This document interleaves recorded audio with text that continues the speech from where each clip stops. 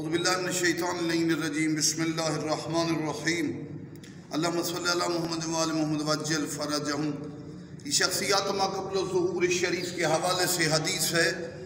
جس میں حوالہ ہے کفایت الاثر منتخب الاثر کمال الدین، اور دوسری اہم ترین کتب کے حوالے سے ان الامام ابی عبداللہ جعفر ابن محمد الصادق انہو قال، میرے مولا جعفر صادق علیہ السلام کا فرمان ہے، ان الغیب ستقع بسادس من ولدی هو الثانی عشر من الائمة الہداة بعد رسول اللہ،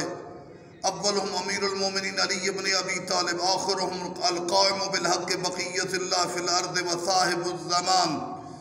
آقا صادق آل محمد کی یہ پیاری اور بہترین حدیث کہ فرماتے غیبت واقع ہوگی میری اولاد میں، میرے چھٹے بیٹے کے لیے جو 12واں امام ہے۔ اب 12 اماموں میں جو نبی کے بعد پہلے مولا علی ہے، آخری حضرت حجت ہے جو اللہ کا باقی ماندہ خزانہ بھی ہے اور صاحب الزمان بھی ہے۔ پھر وفی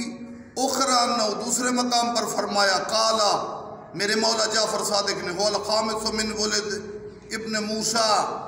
میرے بیٹے موسیٰ کے 5ویں بیٹے میں ہوگا، ذالک ابن سیدۃ العمائے، اور امتوں کا سید ہوگا، سردار ہوگا۔ غیبت ہوگی جس میں لوگ مرتد باطل ختم ہو جائیں گے۔ پھر ثم یظہر اللہ عز وجل ویفتح اللہ علی یدہ مشارق الارض ومغاربها، اللہ تعالیٰ اس کے ہاتھوں سے مشرق اور مغرب کو فتح کرے گا، اور عیسیٰ علیہ السلام نازل ہوں گے، یصلی خلفہ، اس کے پیچھے نماز پڑھیں گے، وہ اللہ کی زمین کو اللہ کے نور سے روشن کرے گا، مظہر صفات کبریہ۔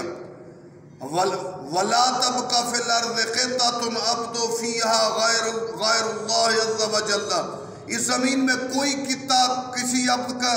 اللہ کے علاوہ کسی کا عبد نہیں ہوگا، کوئی غیر اللہ کی پوجا کرنے والا نہیں ہوگا، الا عبید اللہ عز وجل، مگر مہدی کے ظہوریت ہر خروج انور کے بعد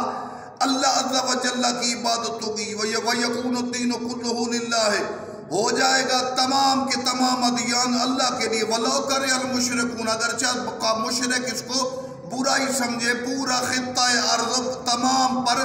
اللہ کے دین کا غلبہ مہدی عطا کریں گے۔ والسلام علیکم ورحمۃ اللہ وبرکاتہ۔